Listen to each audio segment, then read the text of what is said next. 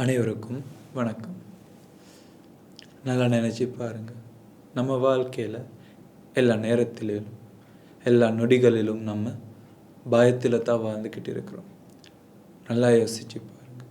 ஏன்னா நம்ம இப்போ நம்மளுக்கு ஏதாவது ஆகுமோ, ஏதாவது நடக்குமோ அப்படிங்கிற பயத்தில் தான் வாழ்ந்துக்கிட்டு இருக்கிறோம். அந்த பயத்தில் நம்ம வாழ்கிறனால நம்மளுக்கு நிம்மதியாக வாழ முடியாமல் இருக்கிறது. ஏன்னா நம்ம வாழ்க்கையில் நம்ம எப்போதுமே அந்த நிம்மதி, நம்மளுக்கு கிடைச்ச அந்த சந்தோஷம், நம்மளுக்கு கிடைச்ச அந்த மகிழ்ச்சி, அது எல்லாமே இல்லாமல் இருக்கிறது. இந்த நேரத்தில் நம்ம பயத்தில் வாழ்கிறோம். ஏன் இப்படி நடக்குமோ அப்படி நடக்குமோன்னு என்று பயத்தில் தான் வாழ்ந்துக்கிட்டு இருக்கிறோம். ரோட்டில் போகும்போது எனக்கு ஏதாவது ஆகுமோ என்று பயத்தில் இருக்கிறோம். வேலை செய்யும் போது எனக்கு ஏதாவது ஆகுமோ என்று பயத்தில் இருக்கிறோம்.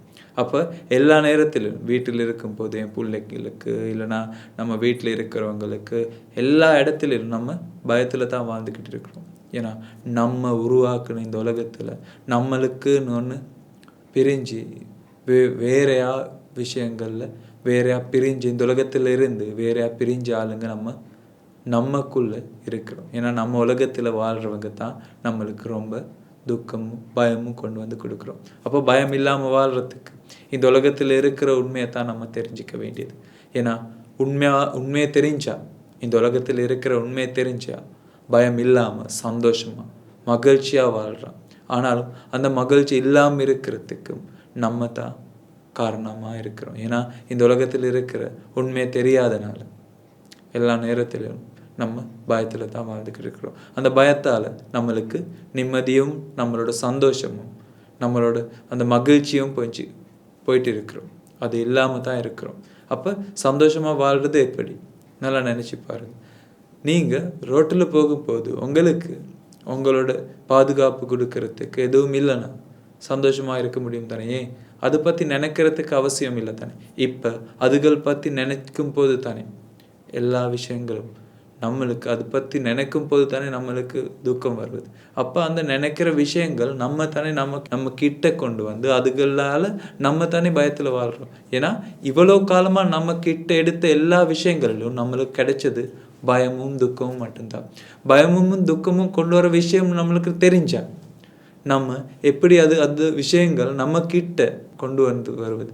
ஏன்னா நீங்கள் உங்களுக்கு யாராவது சொல்கிறாங்க இந்த விஷயம் உங்கள் வீட்டுக்கு கொண்டு வந்தால் அவங்களுக்கு வாழ்க்கை பூரா பயமாக வாழலாம். அப்போ நீங்கள் அந்த விஷயம் கொண்டு வர்றீங்களா? அப்படி இல்லை தானே. அப்போ இவ்வளோ காலமாக நம்ம கொண்டு வந்த நம்ம கிட்ட எடுத்த எல்லா விஷயங்களிலும் நம்மளுக்கு கொடுத்தது பயமும் துக்கம் மட்டும்தானே. ஏன் அதிலிருந்து அந்த பயமும் துக்கமும் இல்லாத நேரத்தில் அது அப்படியே இருக்கும்போது பயத்திலிருந்து வெளியே வருவது நம்ம சந்தோஷம்னு சொல்கிறோம். ஆனாலும் அது இல்லை சந்தோஷம். சந்தோஷம்னு சொல்கிறது நிம்மதியாக வாழ்கிறதுக்கு, நம்ம கிட்ட எதுவும் எதிர்க்காமல் இருக்கிறதுக்கு. ஏன்னா நம்ம கிட்ட அந்த விஷயங்கள் எடுத்துக்கிட்டே இருக்கிறது நம்ம நினச்சிக்கிட்டு வாழ்கிறோம். இந்த உலகத்தில் இருந்து நம்மளுக்கு சந்தோஷம் கிடைக்கிறது. நம்ம இவ்வளோ காலமாக இவ்வரைக்கும் நம்பிக்கிட்டு இருக்கிறோம். அந்த உலகத்தில் இருந்து தான் நம்மளுக்கு சந்தோஷம் கிடைக்கிறது.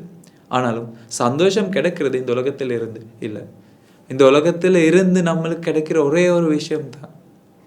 ஒரே ஒரு விஷயம்னு சொல்ல முடியாது, 2 விஷயங்கள் இருக்குது. அதுதான் பயமும் துக்கம் மட்டும்தான்.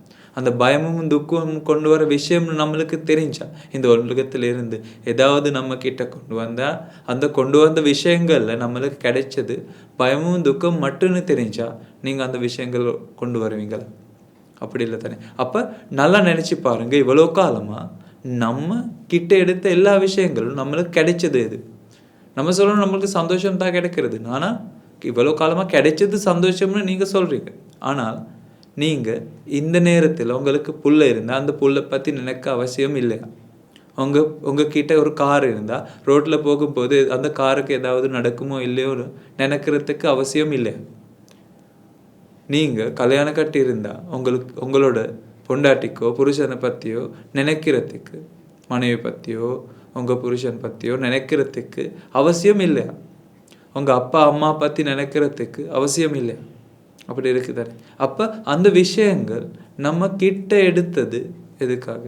அந்த விஷயங்கள் நம்ம கிட்ட எடுத்தது நம்மளோட சந்தோஷத்துக்காக தானே. அப்போ இப்போ அந்த விஷயங்களால் நம்மளுக்கு கொண்டு வந்து கொடுத்தது நம்ம சந்தோஷம்னு எடுத்த விஷயங்கள் நம்மளுக்கு எது கிடைச்சிருச்சு? நம்மளுக்கு அந்த சந்தோஷமான விஷயங்கள் இருந்து கிடைச்சது துக்கம் மட்டும்தானே, பயம் மட்டும்தானே.